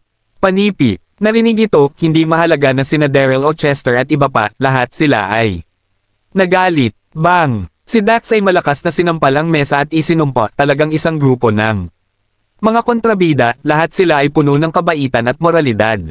Sinabi nila na ang iba ay hindi. Pagdating sa bagay na ito, wala sa kanila ang makakaasa rito. Sa pamamagitan nito, itinuro ni Dax si Daryl at sinabi, Daryl, kung hindi sila maniniwala, umalis na tayo. Oo, ang bagay na ito ay hindi maantala. Sumunod si Chester. Okay. Mga mata ni Daryl ay pumitik, tumango, at pagkatapos ay siya at lahat ay sumugod patungo sa tuktok ng Kunlun. Matapos ang maraming oras ng pagmamadali, ang bawat isa ay Daryl at Chester. Sa wakas ay nakarating sa isang gubat malapit sa Kunlun Peak. Tumawag ka. Sa sandaling ito, nakikita ang tuktok na direksyon ni Kunlun, lahat ay hindi mapigil ang huminga sa air. Nakita ko na sa paanan ng tuktok, ang hukbo ng kamatayan ay siksik na. Natipon tulad ng isang pader na tanso at isang pader na bakal. Hindi lamang iyon. Ngunit pinamunuan ni Jack ang libu-libong mga elite patuloy na nagpapatrolya sa paligid. Malinaw na, upang mapigilan ang mainland na suportahan, sinadya ni Donuyo. Natanungin si Jack na pangunahan ang hukbo ng kamatayan upang mag-deploy sa paanan ng bundok. Ano ang gagawin? Sa oras na ito, si Yvette ay nagmasid sa ilang sandali, sabik na sabik, at hindi mapigil ang sabihin, napakaraming mga kaaway, kapag lahat tayo ay dumaan at sumugod sa tuktok, natatakot akong ito rin huli na. Sumimangot din si Chester at nagmuni-muni. Isipin ang mga countermeasure. Sa ganitong paraan, pagkalipas ng ilang segundo, nag-isip si Daryl ng isang paraan, at dahan-dahang sinabi, akitin mo ang atensyon ni Jack at inilabas ang hukbo. Kami ni Mia Oyeng, si Bingyao ay naghahanap ng pagkakataong lumipad sa itaas. Kabanata 3150. Si Daryl ay walang magawa. Upang maging matapat, kung ang mga pangunahing sekta ay naniniwala sa kanilang mga sarili at nagsama-sama, maaari nilang ganap na mapagsama si Jack at ang hukbo ng kamatayan. Kapag sa oras na iyon, siya at sina Chester, Dax, at Yvette at iba pa ay maaabot ang tuktok ng maayos na bundok. Ngunit ngayon, sa matinding kakulangan ng lakas ng tao, maaari lamang kaming magplano ng ganito. Pagkahulog ng boses, umiling si Yvette at tumanggi, hindi. Gusto kong sumama sa iyo. Kasabay nito, tumutol din sina Chester at Dax. Daryl, si Donuyo ay masyadong malakas, ngunit ang tatlo sa iyo ay aakyat. Natatakot ako na hindi sila kalaban. Oo, tayong tatlong magkakapatid ay aakyat ng sama-sama, maninirahan. Magkakasama, mamamatay ng magkakasama. Ha! Narinig ito, isang mainit na agos ang umusbong sa puso ni Daryl. Buhay siya, at sulit na magkaroon ng gayong kapatid. Sa susunod na segundo, huminga ng malalim si Daryl at dahan-daang sinabi. Mas mabuti na sundin ang aking plano, napakakaunti tayo, kung lahat tayo ay nagmamadali upang magpasya, masyadong maraming mga layunin, madali itong magdulot ng mga nasawi. Tulad ng sabi niya, Daryl ngumiti ng bahagya. Huwag kang mag-alala, sina Bingyao at Mia Oyeng, ang isa ay ang reyna ng Ming, at ang isa ay isang diwata. Sa kanilang proteksyon, wala akong magagawa. Narinig ang mga salitang ito, Chester at Dax ay napakaayaw, ngunit walang dapat tanggihan. Sapagkat tama si Daryl, si Kunlun ay napakataas at matarik, at kung magkakasabay silang paitaas, sila ay ganap na magiging target. Hindi nagtagal matapos maabot ang kasunduan, kinuha ni Daryl sina Mia Oyeng at Bingyao, at tumingin at nagtago sa dilim. Patayin mo! Pinangunahan ni Chester at Dax ang karamihan, kumakaway sa watawat at sumisigaw, nagpapanggap na maraming tao, at direktang inatake ang hukbo ng kamatayan ni Jack. Sa sandaling ito, nagpapatrolya si Jack sa paligid kasama ang kanyang mga sakop, at bigla siyang natigilan nang marinig niya ang tunog ng pagpatay. Kaagad pagkatapos, nakita ko ang alikabok at usok sa kagubatan na hindi kalayuan, sinundan ni Chester, Dax at iba pa, pinatay sila, umakyat sa langit. Ginawa mo. Nang makita ang eksenang ito, galit na galit si Jack, at mabilis na sumigaw. Bilasan mo, salubungin mo ang kaaway, ang mga pangunahing sekta ng mainland ay narito. Sa oras na ito ay hindi alam ni Jack na walang gaanong mga tao sa alikabok. At usok sa harap ng siya. Si Chester at Dax ang sadyang pinasigla ang ingay. Nang matanggap ang kautusan, ang hukbo ng kamatayan ay mabilis na nagtipon. Upang makilala si Dax at iba pa, at ang matinding away ay sumiklab sa pagitan ng dalawang panig. Gayunpaman, sina Chester, Dax at iba pa ay hindi nakalimutan ang paliwanag ni Daryl. Pagkatapos makipag-away kay Jack, hindi sila umibig sa isa't isa, sa halip, ay inakay ang hukbo ng kamatayan. Tumawag ka. Nang makita ang eksenang ito, si Daryl na nagtatago sa dilim ay nakahinga ng maluwag. Pagkatapos ay binati sina Bing Yao at Mia Oyeng, mabilis na sumugod, at lumipad patungo sa Kunlun. Tuldok tuldok tuldok tuldok tuldok tuldok tuldok. Sa sandaling ito, si Kunlun ay nasa itaas ng tuktok. Sa napakalaking at malawak na platform, sa sandaling ito, isang malaking kalderong tanso ang itinayo. Ang tansong kaldero na ito ay may taas na 4 o 5 metro, at nakaukit ng mga itim na ron, na puno ng kawalan ng buhay. Sa ibaba ng tansong kaldero, isang madilim na asol na apoy ang nasusunog. At sa paligid ng tansong kaldero, mayroong isang bilog ng mga puting buto na may mga bungo na naglalabas ng isang bakas ng kamatayan itim na hangin, na patuloy na hinihigop ng tansong kaldero. Hindi lamang iyon, ang buong langit sa itaas ay nabalot din ng makapal na itim na ulap. Sa oras na ito, tumabi si Donoyu, nakatingin kay Tungding na may bakas ng pagmamataas at pagkasabik. Sa likuran niya, ang 8 santo, Zian at Wanxiang, lahat ay nakatali ng 5 bulaklak, bawat isa sa kanila ay mapatla at labis na mahina. Lahat ng mga santo. Sa sandaling ito, dahan-dahan na lumingon si Donoyu, isa-isang pinahid ng kanyang mga mata ang 8 santo, pabiro na sinabi, ang pagsasanib ng mga kaluluwa ay kumpleto na, maaari nating simulan, at hintayin akong magsama. Ang iyong kapangyarihan ay ang master ng buong mainland at ng multumundo, kaya dapat kang igalang. Haha. Nang bumagsak ang boses, itinaas ni Donoyu ang kanyang kamay at kumaway. Ang kadena ng Diyos ng mga Diyos ay biglang tumalsik, direktang naengganyo ang pinakamalapit na Zian ng mahigpit. Bitawan mo ako, bitawan mo ako. Lumaban si Zian sa buong katawan, medyo desperado ang mukha, bukod sa sama ng loob. Ang pormang nakakatunaw ng kaluluwa sa harap niya ay kumpleto, at walang puwang para sa kabaligtaran. Maraming salamat po, mga kamaster. Paki-subscribe, and hit the notification bell para sa susunod nating kabanata.